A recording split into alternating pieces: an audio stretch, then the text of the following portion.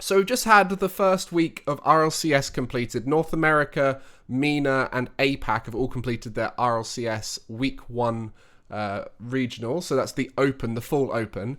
We're going to be going through the games from North America, from each of those regions, and we'll also look at the European qualifier and look forward to next weekend to see what happens there. I'm live right now on Twitch. If you want to check out my analysis live, I'm going to be doing some games today. I'm going to be doing all the finals and the semi-finals from North America live on stream, so you'll be able to check that out. You can also get involved in the videos on the chat here. So we'll start off with North America. So North America, we had the Swiss format, of course, which is the full format for us. And your teams that are in it are all here. There's some big names coming into North America. If those of you have not been keeping up to date with the roster moves, we've obviously got some European players coming over with apparently Jack and Nolly and Gen G. And then also Complexity have signed CRR to replace Shad. And then some big roster moves. We've got Mist over to FaZe, of course. Version 1 and G2 staying the same, but LJ coming into Space Station, which led Optic to be the sort of misfits of those roster moves. AJ and Retals coming together with Magic Bear. NRG unchanged, and then obviously the rest of these you can find them yourself. But Fury are also in North America, so some big roster moves happening in North America, and it led to some interesting results. So if we look at the Swiss here, this is the top 16 teams, and the ones that made it are all here in green. As you can see, we've got G2 making it pretty comfortably, only dropping a game to FaZe here. Space Station also looking pretty comfortable. Gen G did drop to FaZe early on, but looked pretty comfortable after that. Same thing with FaZe, with the only loss being to G2. So all of these top 4 teams here looking solid, and that will also come true when we look down into the upper parts of the tournament, the top 8 finish. Shopify Rebellion looking good, even though a lot of people underrated them before the season. Version 1 scraped through, looked good in the end against Pittsburgh Knights. And Furia NRG, what a series that was. I've actually got analysis of that I did on Saturday that will be coming out on the YouTube soon. And then Optic Gaming versus Complexity. Again, another video analysing the YouTube with FaZe and Gen G. I keep calling it the YouTube now. This is going to be a thing. I'm just going to call it the YouTube from now on. And so you can see FaZe, Gen G here. This is a game I analysed a little bit of. And then Space Station, Shopify Rebellion, I analysed a bit of. So hopefully those will be coming out on YouTube for you guys later on. And in terms of results, I won't go into too much detail, but the ending of the tournament was here. You can see no real close series. Most of them went very one-sided with a few games bounced back in the middle. You can see G2 versus Furia. It tended to be, look, G2 dominating, a few bounce back in the middle.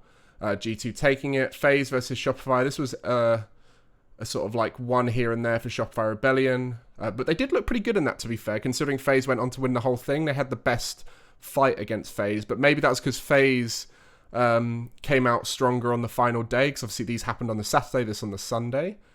Space Station Optic had a rematch because these guys played each other in the qualifiers, but Space Station came out on top and looked amazing in that one. Optic still not quite melding as a team just yet, but they've got a lot of potential.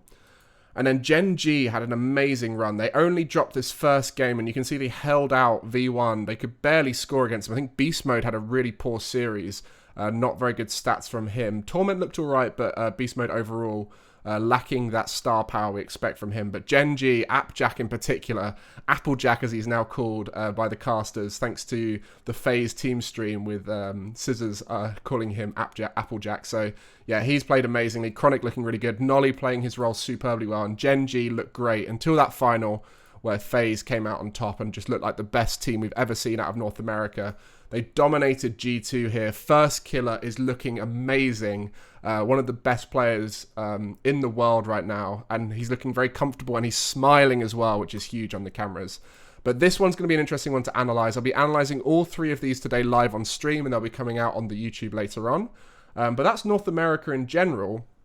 But it wasn't just North America that we saw a lot of interesting matchups happening. We saw Middle East finally switching up. So all of last season was dominated by Sandrock Gaming, who then became Falcons.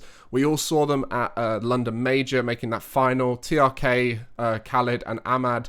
But you'll see right here, they did not win the whole event. KRN came through and won the event. So this is a new team with the Twins, Kalirs and Ruas. And they picked up what is a player a lot of people didn't know about in Nada, who's done very well here. I think that's how you pronounce it. And he's been doing super well and looks very much a part of this team, not looking like the third in any way. and KRN looking amazing. But Falcons definitely didn't look their full strength. It wasn't just KRN stepping up, it was Falcons not looking as good as we expect from them. And what you'll see here in the Swiss, KRN 9-0 domination there. Veloce, who we did get to see a little bit of at Worlds. Slightly different roster here, I think. SMW is a different player in there. Senzo and Basil, we've seen a little bit of recently. Basil, previously teammates with Kaliz and Rawas at Gamers 8. So yeah, this is an interesting roster that did quite well as well. But you can see here, Falcons actually dropped 2 series in the Swiss. So historically, Falcons would not drop many games at all in the MENA region. And considering there's only 1 spot for majors, this is going to be a contentious topic as to whether Falcons or KRN are the team that comes out on top. And if we go and look at the bracket, both KRN and Falcons making their way to the final, and KRN dominating the final and looking the better team throughout, to be honest. You know, the games which they lost, I think KRN still looked really strong in those. Falcons need to improve a lot, and I think off the back of this, they've had a bit of a wake-up call. And you can see they were not looking comfortable the whole way through. But KRN have looked very dominant this whole regional. But then, when we talk about domination, we need to talk about APAC. And this is a contentious topic right now. There's a lot of people who are saying this is not fair, the way it's panned out. I'm a big advocate for it, especially because of the composition of the team. But APAC have had a lot of people moving over to the region to compete in APAC because it is now a merged region. So last year it was APAC South and APAC North. They are now one region. There's contention around the prize pool, which has been made a bit smaller. So it was 30k each, I believe, and now it's 45k for the two, where that 15k has been spattered elsewhere in majors and worlds. But then it comes down to this team here, James Cheese. What a team name. Hopefully they get picked up soon. But this is, you can see here, Virtuoso. People recognize that name from Europe. Sort of a top 16 player, played for Navi last season. Has moved over to APAC and is playing with Realize, obviously the most popular player out of APAC, I would say, from Tokyo Verdy last season, who made the full major and was at Worlds, right? I think, yeah, they made Worlds. They're at the wild card.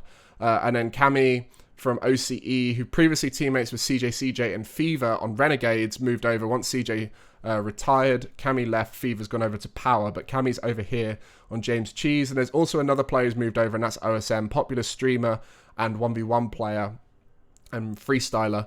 OSM has moved and was previously their coach, but stepped in at Gamers 8 when they needed a sub, and has got the bug to compete, and so moved over to APAC to compete. And we've also got some other nationalities. It's not just APAC players competing at the top. And a lot of these are just people who happen to live in APAC and their families have moved out there or whatever it is. They're not people like Vert and Cami and OSM who've moved over specifically to compete. So just looking at this, I'm not going to go into too much detail, but the main contentious topic is around James Cheese dominating. And you can see the whole way through, you can see they only dropped one game here. Then when it came to the bracket, they went 4-0, 4-0, 4-0. And it's not just the fact they're winning games, it's the way they're winning games, scoring 7 goals per game. And it's also like, to put it bluntly, Virtuoso's gone back to old Vert ways of going demo heavy. Historically when he played on Endpoint, used to be a super demo heavy player and has continued that. And so now that's opening up the space for Cami and Realize. And then when we look at the stats, I believe this one here, you can see this is the Octane stats, which we look at occasionally. It's not super important to look at. It does give you a general gist of who's played well in a tournament, but it doesn't show everything. It doesn't show off the ball players as well, so that you often see certain players making it over and over again, like your first killers, for example, who tend to make it a lot. But you can see here, all 3 players on this team, Vert, Realize and Cami, getting outrageous ratings on the Octane rating system, which just shows you how dominant they were as a team, getting loads of goals. Like 2 goals per game is, I think, unheard of in stats. So yeah, this is pretty crazy. So that's the contentious side of APAC. Let me know in the comments what you think about APAC having teams move over there, and whether that's an issue or whether it's going to help develop the region, as these players will get stronger competition to develop against. Then we'll look at a qualifier. One qualifier, obviously there's other qualifiers going on. South America and OCE I also think SSA qualifiers are going on. We won't be looking at those very much when we do these summaries, but I will look at Europe and North America whenever they have a qualifier, because obviously it's a lot more important with the 5 spots up for grabs for these regions. So we'll start off here with the top 16 qualifiers, which was the invited teams to come along to do this. And you can see Oxygen looked really good in this. Very comfortably went through. This 3-2 against K-Corp was pretty close, but they look like the strongest team in Europe right now. Oxygen being Archie, Oli and Jorias, so 3 superstar players coming together on the same team. In terms of rosters, BDS have stayed the same, Liquid have stayed the same. Outside of that, it's all changed up in this region. So you want to take your time to sort of learn the new rosters, especially where players who you'd expect to be in certain rosters have moved. So Moist, Vatira wanted to leave and go to Carmine Corp, whether it be for a stronger team, for a different dynamic, to be with French-speaking players, or whether it's just because of the org, which he's a big fan of. But Astral got directly swapped for Vatira. So Astral now at Moist, they're not looking quite as dominant as before.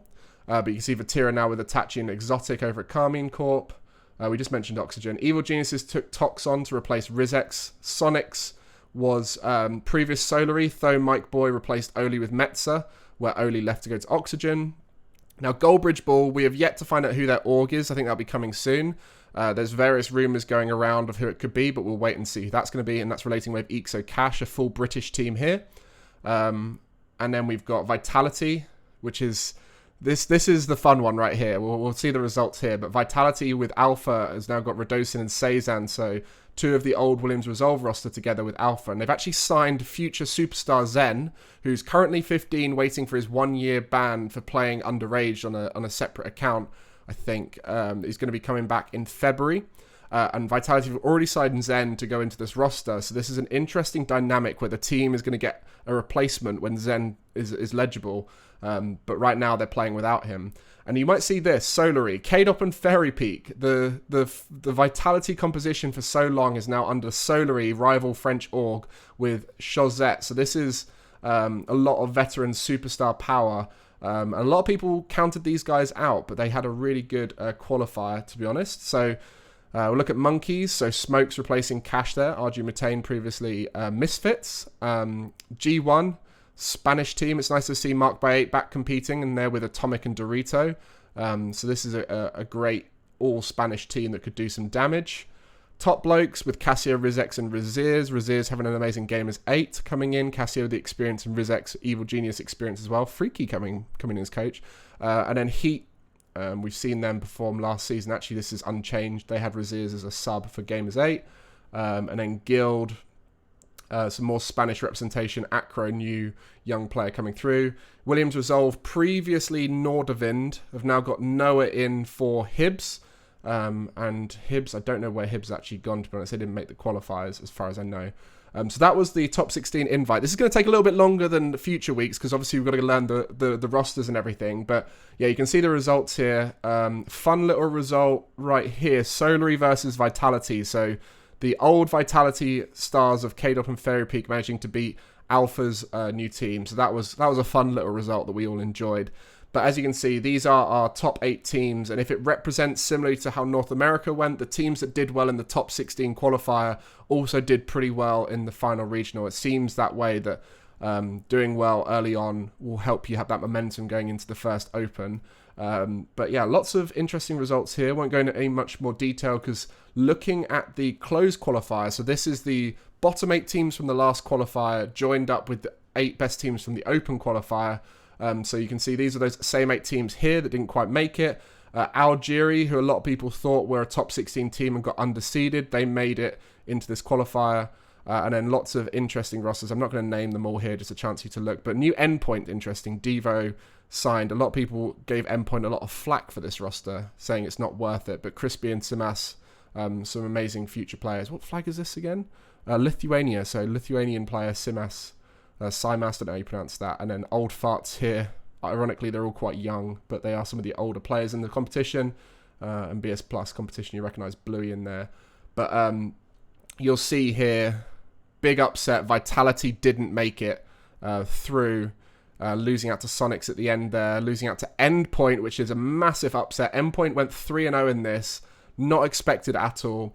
Williams Resolve going 3-0 here, which is expected because they had a really nasty... So this is the top 16 qualifier. Look here at Williams Resolve's competition. They had the top 5 seeds in their Swiss and almost beat BDS. So we're expecting to see them make it through at this stage. Goldbridge Ball looked very nervy, losing out to Endpoint here and Solary, teams they should be beating with the quality of the players on the roster. But I think this is kind of expected. I think some of the upsets would be Endpoint making it this comfortably, Vitality not making it. It's a bit of a surprise. And then maybe you could say like Heat are a team that could make it. But you can see Scrub Killer's new roster here, SK Gaming, not having a good time at all with Rai and Nas. Rai previously on team with Growly and Cooksy and Cooks's minions. A lot of potential there, but this roster obviously not quite working out. And that's pretty much the results from the week. If you want to catch me analysing any of the European gameplay on stream or all the finals and semi-finals from the previous weekend, check out my Twitch. It's in the description below, and you'll be able to see everything that's gone on in the week in a bit more detail where I analyse closely on the gameplay. Thanks for watching.